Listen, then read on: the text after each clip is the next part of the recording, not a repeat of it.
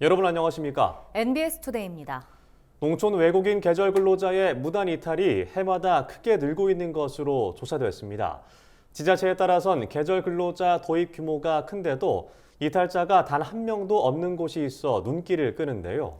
전문가들은 외국인 계절 근로자의 이탈을 줄이기 위해 지역 모범 사례를 공유하고 브로커의 개입을 차단하는 등 정책적 보완이 필요하다고 강조했습니다. 이호철 기자가 전해드립니다. 공공재정 혁신 방안을 연구하는 민간기관인 나라살림연구소는 최근 5년간의 지자체별 계절 근로자 이탈 규모 분석 결과를 발표했습니다.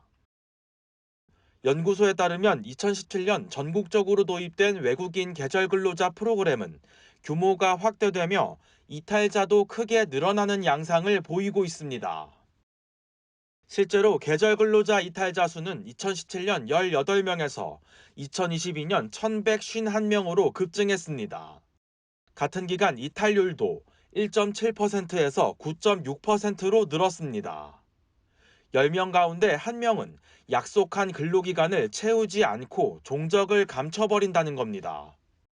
계절 근로자 비자가 우리나라에 입국하기 위한 용도로 이용된다는 이야기도 있어요. 처음부터 이탈을 목적으로 계절 근로자 비자를 이용해서 입국을 한다는 이야기도 있거든요. 뭔가에서는.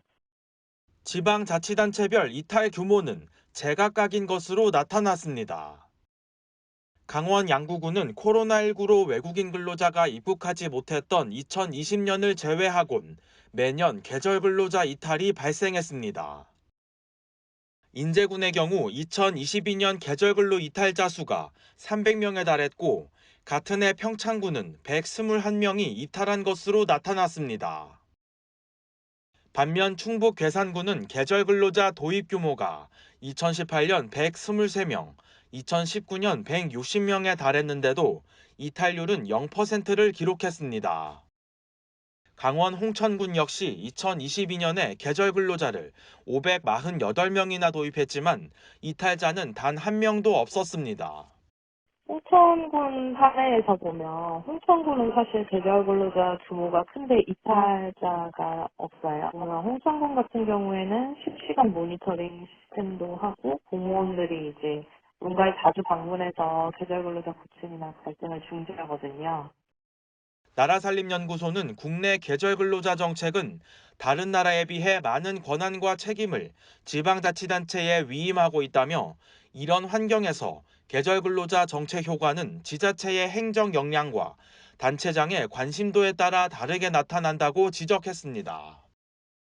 그러며 이 같은 문제를 해결하기 위해 계절 근로자 운영 모범 지역의 사례와 경험을 전국 단위로 공유해 정책을 보완할 필요가 있다고 강조했습니다. 특히 개별 지자체 역량으로는 제도 운영에 한계가 있는 만큼 중앙정부 차원에서 지자체가 추진하기 어려운 사무를 지원하고 계절 근로자 인력 관리를 강화해야 한다고 덧붙였습니다.